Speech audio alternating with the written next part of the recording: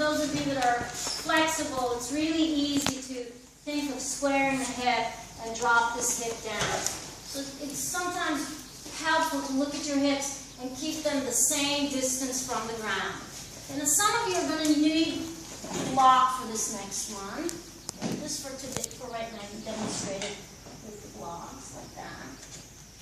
Okay, and what I want is I want to see resistance.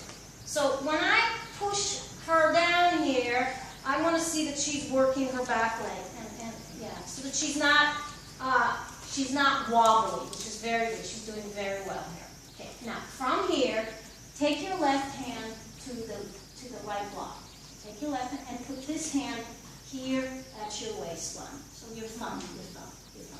Okay, now you're shifting your hips. I want you to put your mind's eye back in these hips and keep them square. That's why you're using the wall. So you're not squaring your hips by doing this. Okay?